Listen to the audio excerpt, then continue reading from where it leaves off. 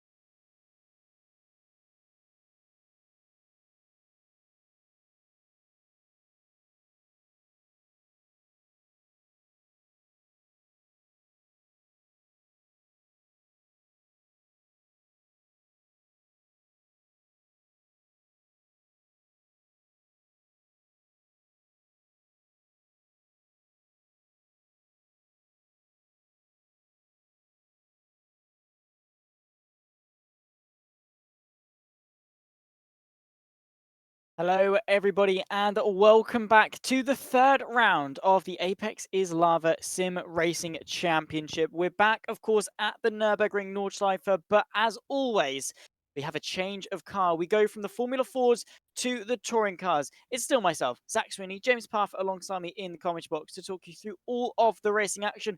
4 laps of it here today, once again at the Nurburgring Nordschleife and the GP combined. They've already done qualifying. Here's how they rack up. Raymond T.O., after struggling for consistency in the wet in the Formula 4s, lines up on pole position ahead of our championship leader, Evan Krautwald, who'll be looking to go for another victory. Connor Asaleta, the third driver, Jason Hightower, looking for redemption after the Formula 4s. He rounds off row 2. Dave Hernandez from Chase Pettijohn, the top 3 rows ahead of Marlon Connors and Corey Stars in row 4.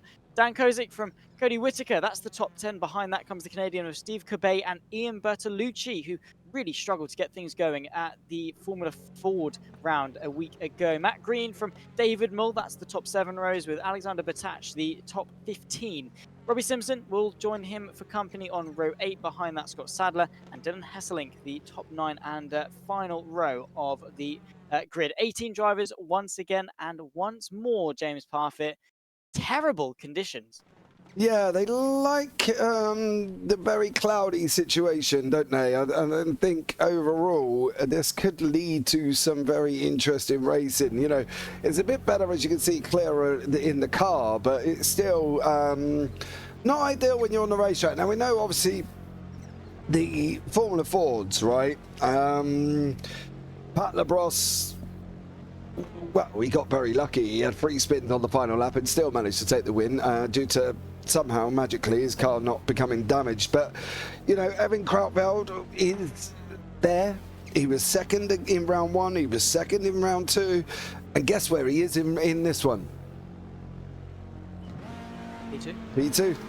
So yeah, I'll be interested to see how this one works out for Evan and whether or not he's going to be able to basically get a victory in the TCRs. He obviously, of course, we know Raymond Teo had his issues in the Formula Fords, spinning, overtaking Dan Kosick, spinning again, overtaking him again, spinning again and overtaking again, and then spinning and then wrecking his car completely. So, you know, it's been tough, I think. The Formula Fords was in the rain. These guys don't look like they're in the rain, so that should be fine. They're in the dry, it should be all good.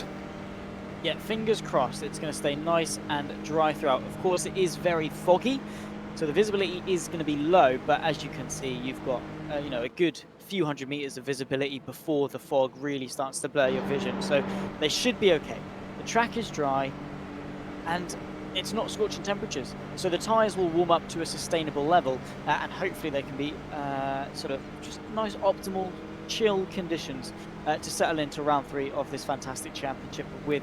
But adapting, because we've only had rear-wheel drive cars thus far. We had the GT3s and then, of course, the Formula Fords. Then we go back into tin tops, into these hatchbacks, into the touring cars. Front-wheel drive, though, and that adds a whole new dynamic onto the driving style you have to attack, because they're vastly different cars.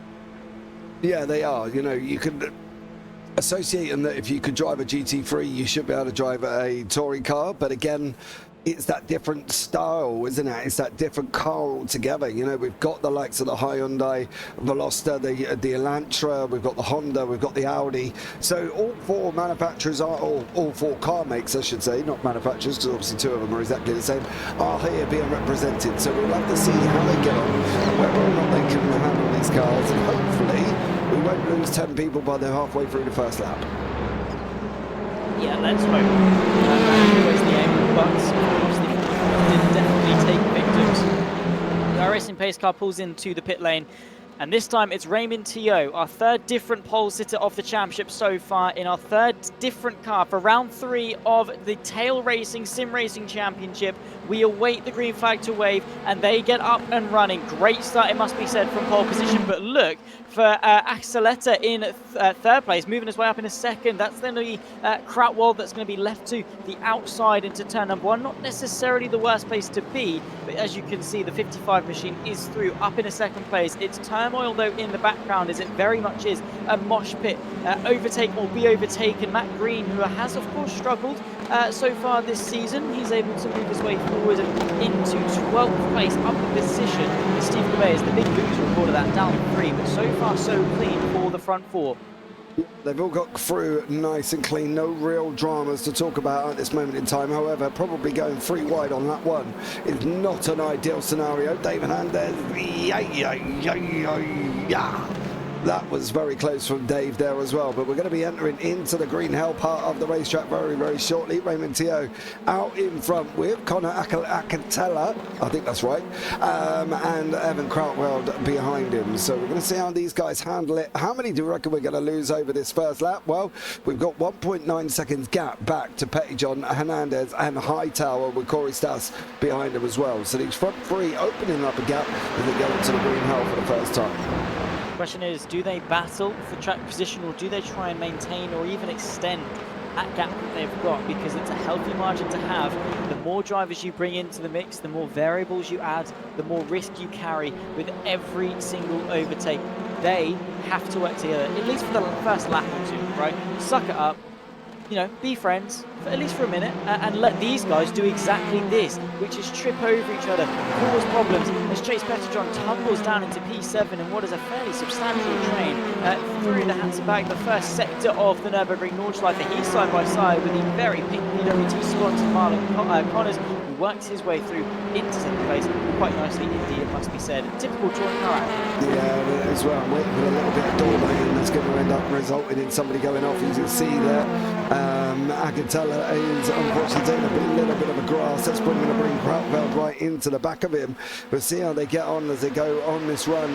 Now you can see it's going to be very, very tight racing. If these top 3 can stay together and, as you say, follow each other for at least the first 3 laps, that's what I would do before I even look at making a move, to be honest. Just make sure I get to them, and then obviously they can start battling. And with that, you obviously got Dave Hernandez, who's got Hightower, Stas, Connors behind it. Pettyjohn is unfortunately having a bit of a rough time. He's on the grass once more, so yeah, not good for Chase Pettyjohn at this moment in time.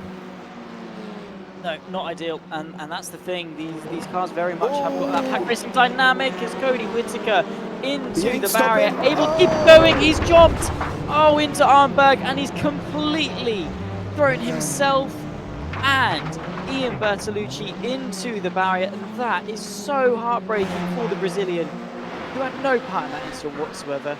Cody Whittaker losing the car, bouncing over the curb, which are monstrously high. They basically are just lift-off pads. They're ramps, and he was just a missile into the side of the Brazilian there. That is so unfortunate, but it's motor racing. Again, these things happen. Yeah, exactly, and unfortunately you can see the problem is when you look in your mirror in the top, you can see him going off and you're hoping he's going to go behind you, and I'm sure Bertolucci was hoping that, and unfortunately Cody Whittaker didn't. It was just more of a torpedo mission straight into the side of him there as well. Chase Pettyjohn looked like he's had another moment on the racetrack. He's dropped behind David Mole this time, whose car is in one piece, unlike round 1. Oh, there looks like there's been some drama at the top of the hill there as well, and unfortunately it looks like possibly, who is in that car? Is it Dan Kosick in the car behind, who may have been involved in that one? So it was, yeah, Marlon Connors and Dan Kosick all involved in it. So a little bit of drama for these guys early on. Oh. Yeah, unfortunate. There's an issue for P7, of course. Alexander Batached, who's just gone off, and it's very unfortunate. Sponsored by Burger King this race. I do love the liveries that we've been seeing across all of the cars. Cody Whittaker settles back into the race, of course, in his Audi RS3. Very nice, of course, in the unlucky 13, which is pretty much a good telling of his race thus far. David Mull, of course, in his vibrant car, it must be said, being chased by Marlon Connors, and then of course you've got that one a little bit further back as well for P15. So pockets of packs starting to form, and as everyone really just tries to find their pace on the ring relative to everyone else. Yeah, I think that's the thing. It's just lining up who's going to be around you when you're racing. I think that's the thing they're going to have to look out for. And at the moment, Raymond Teo is out in front by 1.5 seconds. But Bartveld, who always seems to be there to pick up the pieces, doesn't he? So it'd be interesting to see how that works out for him. Yeah, I mean, he's just been in the right place at the right time. Don't get me wrong, his pace has been so good, right? It's not good. He's never been quick, right? He's never seen the fastest lap. He's not been on pole position or anything like that. But what he has done has been a solid second. So much so that should anything go wrong, like we saw in the first race with Hightower, when things do go wrong, he's the one picking up the pieces. He's the one underneath with his hands scooped out, ready to cup it all and secure the bag, right? That is what Evan Kraftvold is doing, and it's worked, right? P1 in round 1, P2 in round 2, potentially, probably could have won, you know, if it have had the correct amount of fuel in the car, based on what we saw in terms of the spins for our race leader. But all in all, I think the TCRs as well probably could be his best chance to win a race on track. He's only 1 second off Raymond Teo. No offense to him, we know what he's like. Yeah, we do. Unfortunately, Teo does get a little bit excited, shall we say, and hopefully this won't happen. You know, we don't wish anybody to make a mistake, right? We're only going on what we've seen in past races, and Raymond Teo in the Formula Fords, it was pass Cossack, spin, pass Cossack, spin, pass Cossack, spin, break the car, get into the pits, end up being out of the race. So, you know, but then we're talking about the different cars, so maybe Teo is a lot more comfortable in the TCR than he was in the Formula Fords, especially as the fact that it was a rain-soaked Formula Fords as well. So, you know, there's a different dynamic, isn't there? TCR's dry, Formula Fords rain. Maybe he'll be all right. Potentially so. I think it's definitely harder to get oversteer in these cars. Your usual problem is going to be the understeer. Front-wheel drive, which means the front wheels are doing the steering and the driving of the car. So there is a lot of load going through them. And therefore, that does make it quite difficult to oversteer. Makes it so much easier to understeer because of the load that's going through them. So easy to overwhelm the front tyres. That's why I hate front-wheel drive cars. I love watching them, don't get me wrong. They're great to watch. Clios, touring cars, whatever. Fantastic cars to watch and commentate on. I absolutely despise driving them. They are atrocious. To master a front-wheel drive car, even though they are more simplistic, you know, you'll see them on your everyday road car, front-wheel drive and things like that. It just... they're so much harder to drive quickly. I don't know if I agree on that one. It looks like there's been a little bit of a drama for Alexander Batached there. He's out of the race, it looks like, or he's back in the pit lane. Yeah, I don't really know if I agree with that. I think the front-wheel drive cars are nice to drive if you put the time in and put the practice in and really give it the effort that they sorry? It's the same for everything, though. Yeah, but you've got to be realistic about it, I think, as well. You know, you're picking rear wheel over front wheel because obviously that's what you like, right? And obviously that's, you know, your cup of tea, that's your bread and butter as such. But I think everybody is different, and I like the TCRs. I don't necessarily like them in their current format in iRacing, don't get me wrong. I wish they would release new ones, you know, off the BTCC or just wherever they got these from. I'm sure there must be updated versions by now, but I think that's probably all they need is a nice little update. But I think some people absolutely love them and will only drive TCRs, though, Zach. Yeah, I mean, I can understand that. Again, it's a very fun discipline. It's just not really one that I've been able to bed well with. Maybe it's a issue, maybe it's a skill issue, but I have always found it so much more natural to jump into a GT3 or any rear-wheel drive sports car, open wheel, anything like that. Because the rotation is there, the grip is there, and in touring cars, it's just, unfortunately, it isn't. Nonetheless, we're back to the front, and it's Raymond Teo that leads Connor Acatella. We'll go with that one. I like that one. With that one, it's a bit of a tongue twister. I don't know if it's Acatella, or if it's Acatella. Depends, obviously, the country of origin. Of course, you can see they are on the Sprint Strecker GP layout, so they won't do Ford and Dunlop and all that, or even the Schumacher S's. They'll cut in right, be right at the end of the circuit, so a little bit of a shortcut for them. But nonetheless, it's Teo from Acatella, from Pratvoll, the top three, pretty much as they have been the majority of the race. No one quite able to breach under that 1 second margin of Raymond Teo, though. Yeah, they get very, very close. As you can see now, it's down to like 1.2, going down a little bit further. They do get very close, and then all of a sudden, Theo kind of finds another gear and ends up opening up time. So they're probably losing, I would say, a little bit of time through sectors 1, 2, and 3. But when there's 11 sectors, it can accumulate as it goes on, right? You lose a tenth in one, you lose a tenth in a two, and then by the time you're at the end up at the lap, you could be a second and a half, 2 seconds back. So it's very difficult for them to start closing the gap, but they're doing everything right. They're not fighting, because as soon as you fight, your time goes out the window, and especially on Nords, you've got nowhere to fight apart from, as we've said before, the Dottinghoe is one, stadium section would be another. That would be the only areas that I would probably not be scrapping these cars. Yeah, because it's easy, right? Especially on the Dottinghoe, just to be in the slipstream, pass, and there's not really much time lost by doing so. You go side by side through this part of the circuit, and that's if you don't end up in the barrier and you do it cleanly. You're going to completely ruin your momentum. You're going to lose a lot of time, and the consequence is you're probably not even going to get much of a benefit from it, because you get in front and the driver behind just goes for a counter-attack or whatever.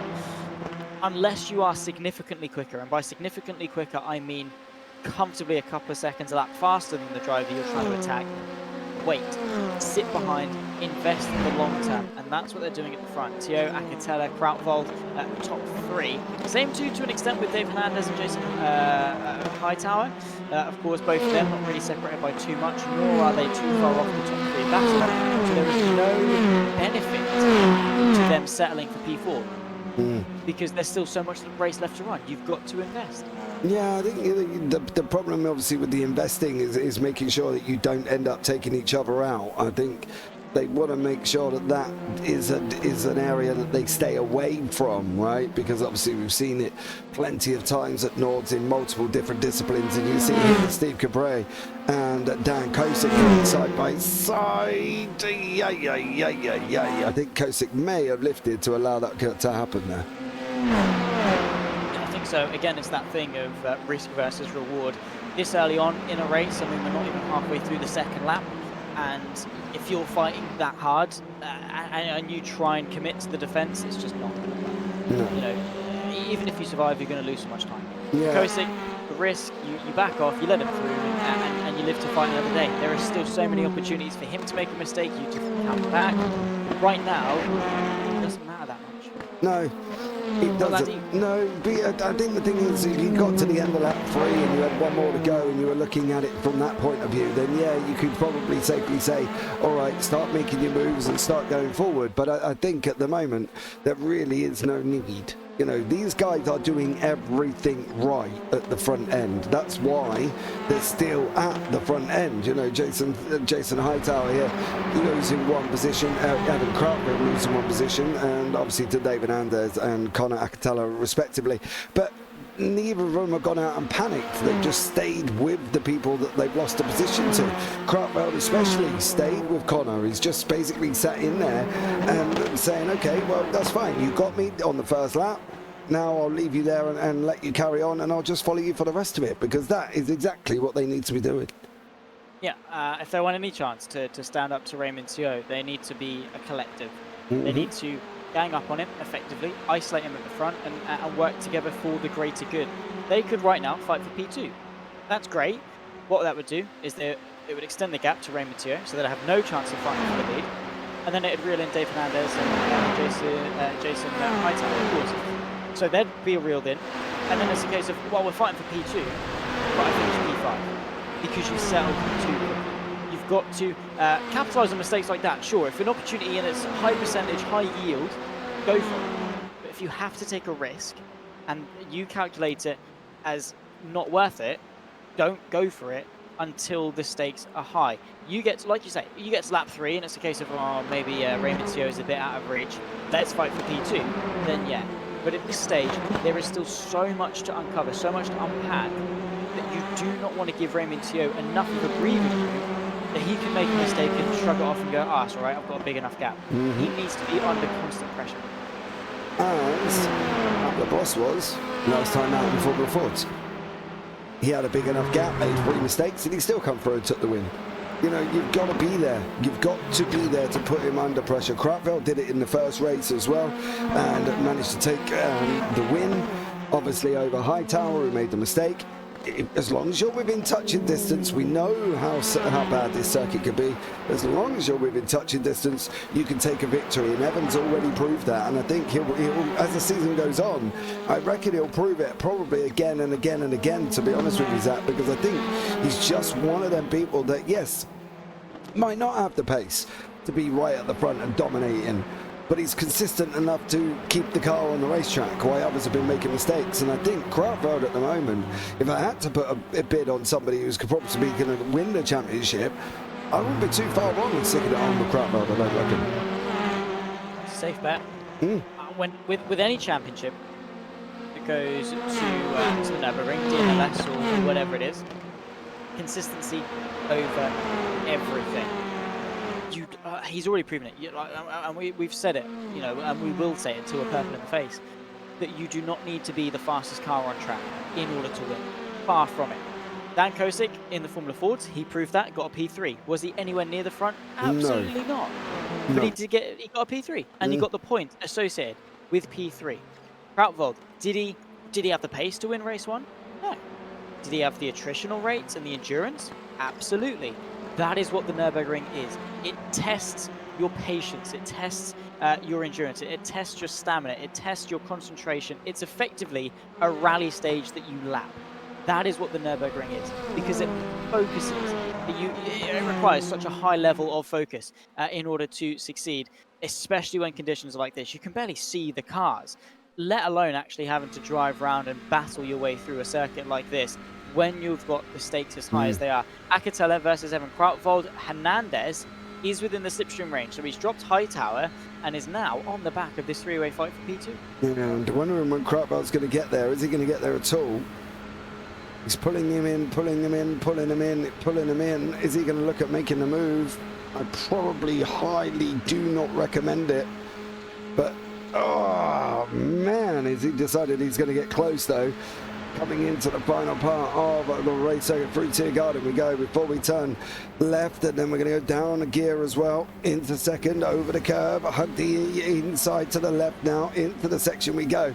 And, you know, don't get me wrong, Kraftwerk's got the pace here, Zach, but it's whether or not he's got the composure to go with it. Yeah, you need to have bravery at the Nurburgring, but you're right, you need to be composed. You cannot let emotions take over. You cannot get desperate. You can't overdrive the car, because that's so easy. You know, you see it all the time with sort of newer sim racers that are starting to progress and find more time. They then go from nice and smooth progressive inputs to, oh, I'm really good at this game. I'm going to brake really hard, accelerate really hard, throw the car in. And 9 times out of 10, that's not the way to drive the car.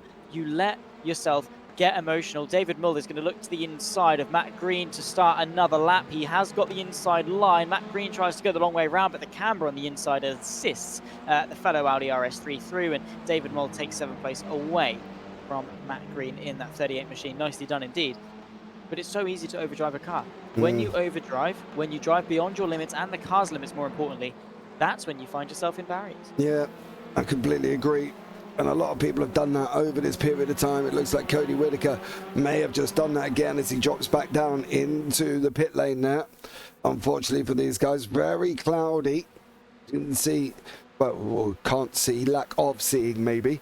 the cars on the race circuit here, but it is second, third and fourth battling away once more as they enter in to the green hell for the third time. One more lap remaining. What are you doing now, Zach? What are you doing now if you're Krautfeld?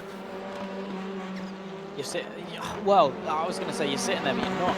You're looking forward to attack, backwards to defend.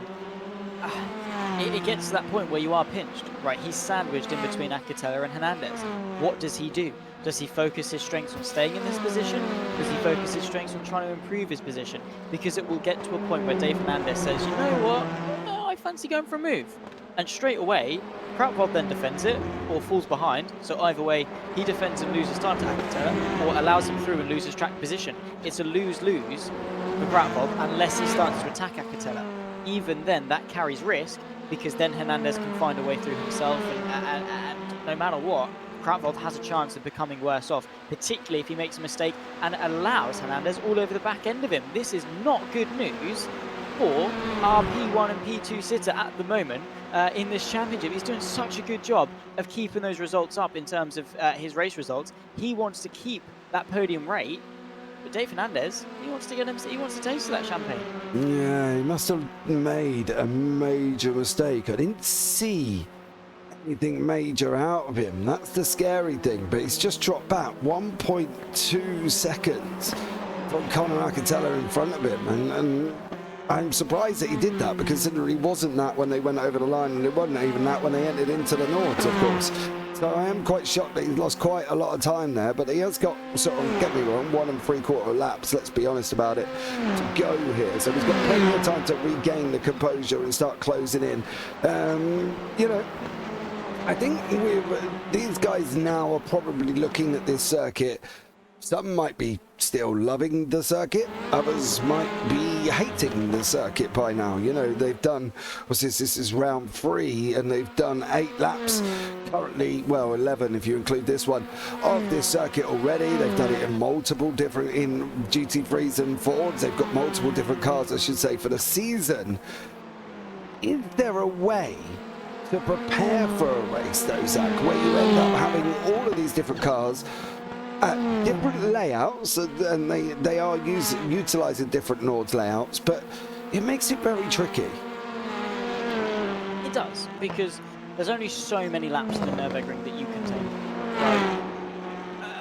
Of course, you know, it gets to a point where you're familiar with the track, and it's more so adapting to the car. That's the aim of this championship.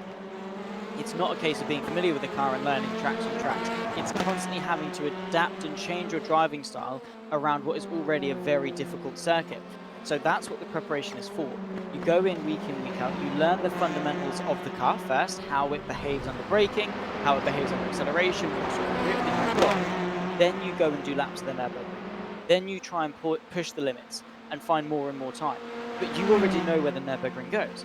You already know the undulations, the bumps, the curves, what you can and can't take. That's then the easy bit. Understandably, counterintuitively, the Nurburgring Nordschleife becomes the easy bit of the practice. That's doing laps, learning the fundamentals, and then applying that in the race. But there's no practice like experience, right? There's no teacher like experience. Mm-hmm. You have to race the Nurburgring to get good at the Nurburgring. You can do as many laps as you want, and then go into a race and completely tumble down the order and have everything go wrong. Yeah, I agree because you with you. haven't learned how the race dynamic is so different at the Nurburgring compared to any other circuit. Yeah, Kosick is again side by side with Scott Sadler. These guys are a little bit further back off the racetrack from the leaders at the moment as well. Scott again had a rough one in the Formula Fords, didn't he? Didn't exactly go to plan. Obviously for Kosick it was a 3rd place, a great job from him. Again, Kosick may not be more comfortable in the TCRs, but fine in the Fords in the rain. And again, it's that comfortability, it's that driving style. That's what I was talking about. I hate touring cars. I'd love to get into the Formula Ford. I would enjoy that. I love the Formula Ford. Such a good car.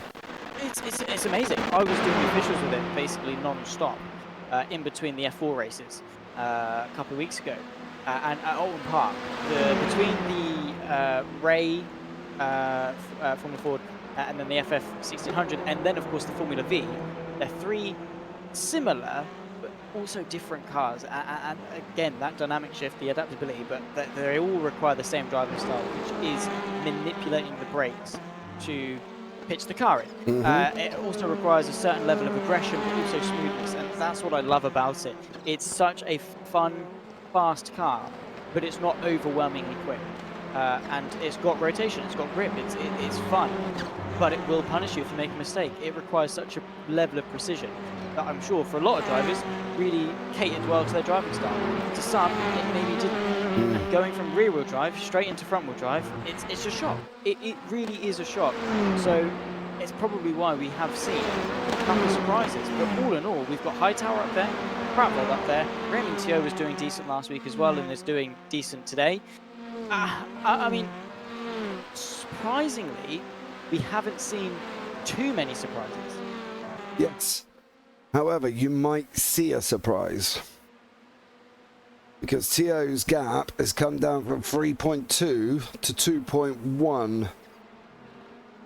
And Conor Acatello has been bringing Krautfeld and Hernandez along with him. So Raymond Teo needs to be a little bit careful with managing the gap and the lap times, because otherwise he could be under attack here, as Krautfeld is chasing onto the back of Acatello again.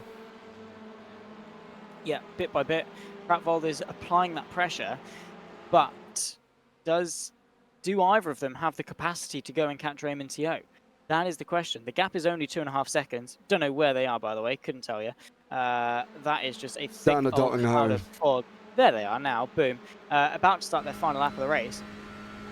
With 1 lap left to go, the gap is 2.4. What is the likelihood that Krautfeld wants to go past Acatello? How long does he hold out hope that they can catch?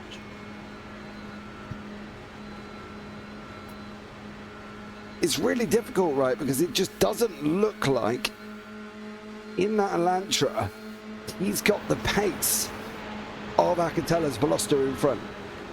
That's the problem, and I'm fearful if he hangs out any longer, he's not going to be able to get past on that Dalton-Ho, because I don't think he has got the pace in that car to go down that straightaway and get that job done. And I'm fearful that if he leaves it and doesn't take an opportunity over this last lap, he will get the podium, but he's just not going to get that second place. But then again, they have just pulled in nearly half a second, and Raymond Teo's just there to the right of your screen. So, yeah, he's being pulled in at the same time. So maybe they know what they're doing, and I'm chatting absolute waffle, and staying together works best for them. I mean, there's a reason we're in the commentary box, isn't there, really? Because we couldn't hack it as sim racers. That's pretty much it. Anyone that wonders why commentators... It's true. Anyone wonders why commentators are commentators, it's because we weren't good enough as sim racers. I find that a little bit harsh. That's hurt my feelings a little bit. Oh well. Nice. I will hold up and say I've never been good enough in sim racing to make a career out of it, and I'm glad I get to talk about it instead, because it just seems so much easier. I'm better at it, or at least I'd hope so, yeah, but yeah, easy to make money out of it as well. Yeah, I think that's the problem, isn't it? Because at the end of the day, like, you know, I did joined iRacing because a friend said about it. Then I ended up doing the first league, and then from the first league, I was up in the booth. So I don't know if that was because I sucked in the car that I was driving, or the fact that I volunteered for something and then found out that I was all right at it. Fair enough. Well, no. I mean, Funny old game, funny old world how we end up, isn't it? it's just, I basically forgot to join the Gran Turismo lobby. I used to just mess around with my mates on Gran Turismo Sport. Forgot to join and just started screaming down the microphone. And then that was that, basically. Recorded it, put it on Facebook, blah, blah, blah. One thing led to another. I don't know how I ended up here. So, yeah, basically. Don't go there. Basically, James needed someone, and I so lovingly provided my services. He's not wanted to get rid of me. Yeah, that's exactly how it is. Cossack and Sadler back together once again. Don't worry, guys. The waffle will stop eventually. As these guys are going into the top part, just starting off the green out here as around the left-hander they go. Final lap of the race. Has Roman Tio got this wrapped up, do we think? 1.7 seconds out in front. We've been here before with Hightower, and look how that one turned out. Yeah, I mean, I've got confidence in Roman Tio. I think he's going to be okay. I think he's going to hold on. That gap has come down to Akatela, so he's not out of the woods yet, and there's still a lot of race left to go. If he's able to keep his nose clean and maintain a 1.5 second gap, he'll be fine. If it drops below a second, that's then a cause for concern. I agree with you. Again, unfortunately. It's not easy. It's easy to agree with. No, you just say, that's the right opinion, Zach. Yeah. I have to go and wash my mouth out with soap after this one as well. But yeah, I think Raymond Tio should have this. And I say that in the loosest possible terms, but Akatela's been closing since he's got to the front of the three. I think Akatela's been pulling him forward, hasn't he? He's been bringing Krautveld with him. There are moments where Krautveld is quicker than Akatela. You can see it right now. It goes up and down. And there are moments where they are over Raymond Tio quicker. But I think last time out, Tio did a 53.6, 8 minutes, of course. Akatela did a 8:52.13, so almost 1.4 seconds quicker over a whole entire lap. Raymond Tio is, so 1.4 will be about 3 tenths by the time they get to the end if they can repeat the pace that they did last time around. Yeah, exactly. But it's all been boiling down to this, isn't it? It's to be fair, it's quite scary how quick this race went. I've got to be honest. I mean, literally, we started about half an hour ago and we're basically onto the final lap already. So no, you know, it has gone thick and fast. Laps do fly by. And these guys have definitely put on some good action. 1.8 now is the gap between Tio and Akatela. You've then obviously got this fight here that's for P9, Green from Kosick from Sadler, three-way fight here for the final places inside the top 10. Apart from that, everything seems to be fairly settled. To be honest, everyone, apart from the two groups that we've got, have just found their own space on track and have done their thing. It's been fairly clean, hasn't it? It hasn't been quite as drama-filled as the Formula Fords was, or as action-packed almost as the GT3 was. It's kind of, I don't know, it's almost like a pot of water that you put on to boil and it just simmers. You know what I mean? We haven't had any major eruption. We haven't had any major thing that could have caused, you know, 3-4 car pileups. We haven't had any of that. So, yeah, it's just kind of bubbled along quite nicely, hasn't it, these 4 laps? Not that you can actually see anything. There we go. There's a car. And Akatela's brought him down to 1.3 and still half a lap to go. Yes. I mean, he needs to keep this pace up, though. It's all good. I mean, he's flashing his headlights, I think, just trying to say, you know, yeah, stay on it, buddy. You know, don't make a mistake now. Don't do a high tower. I'm sure he's probably not saying that don't do a high tower bit. No, as in like reverse psychology, as if to egg him on and be like, you know, oh, don't make a mistake, mate. Yeah, I'm right here, blah, blah, blah, whatever. That's what I'd be doing anyway, or at least in my head, to try and get in theirs and live there rent free. But they are coming to me sort of the more technical bit of the set. Don't laugh. Don't you laugh. All right. I was. Oh wow! Oh wow! Is that a Dora Explorer livery? Oh my word! I did not notice that. That is amazing. And he is going to be looking to swipe away that P1. He's got it down to 1.2.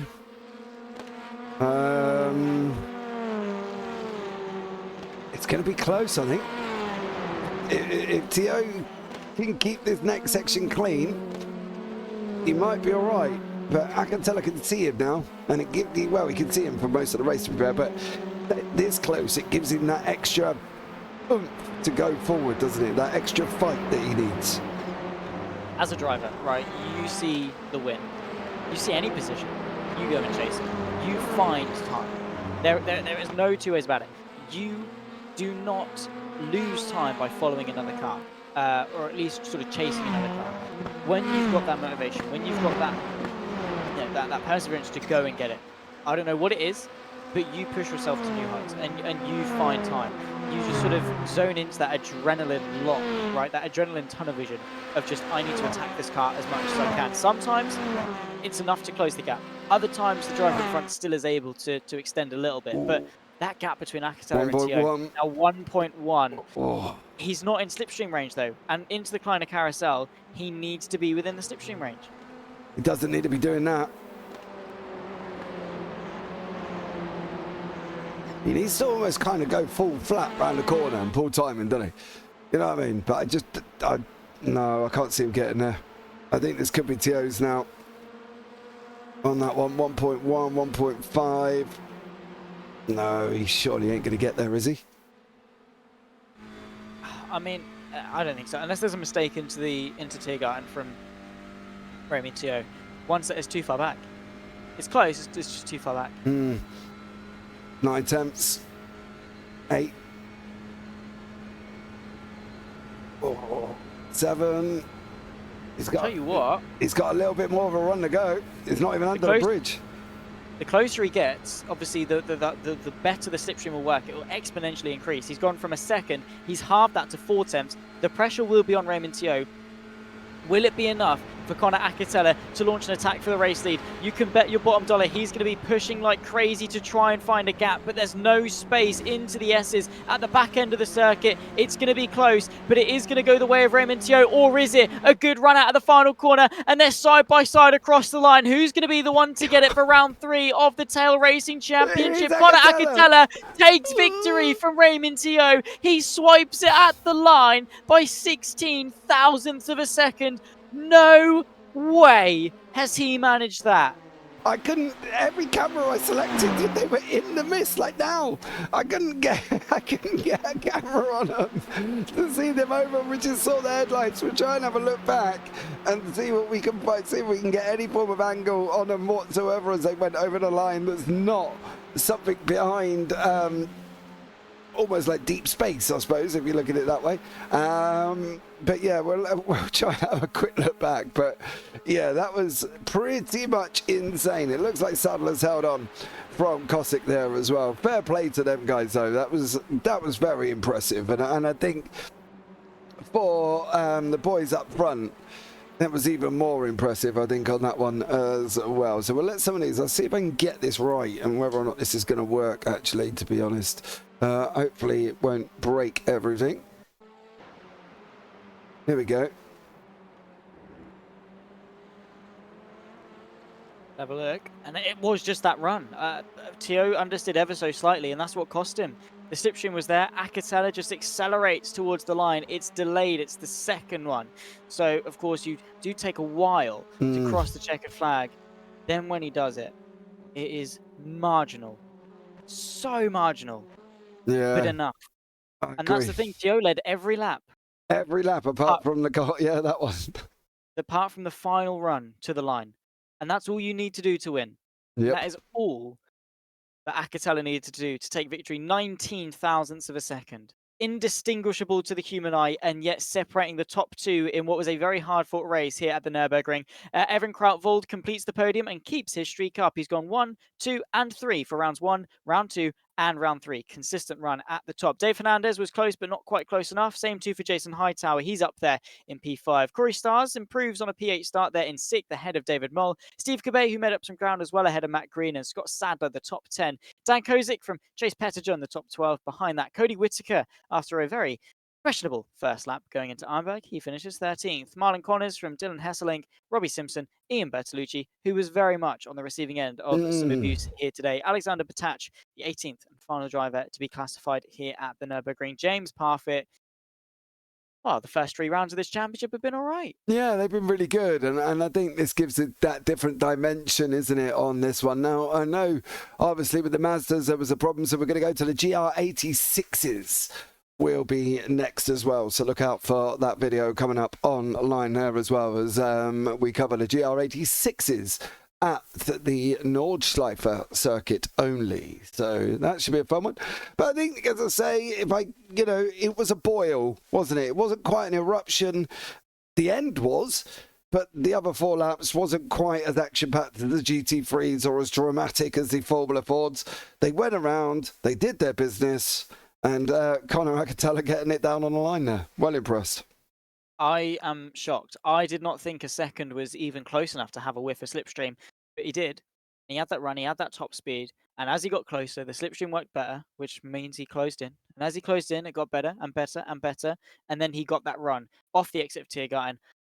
TO probably felt safe, but you can never feel safe when it comes to motor racing, especially at the Green Hell. The Nurburgring has claimed victims for tail racing, and their inaugural 3 rounds, of course, you'll see it all on the JP Broadcasting YouTube channel. We went to the GT3s, the Formula Fords, and now the touring cars as they'll battle their way around the Nurburgring circuit in a plethora of different machines from all across the disciplines of motor racing. My name has been Zach Sweeney. I've had James Parfitt alongside me in the commentary booth. As I say, you've been watching along here on the JP Broadcasting YouTube channel. Make sure to like, subscribe, turn the bell on for notifications to stay up to date with all things sim racing, because we cover it all. And it is absolutely fantastic. The racing that we've seen from the Apex is Lava. What a name for a championship, by the way. And the racing was second to none. We'll see you next time when the GR86s take to the track. It's goodbye for now.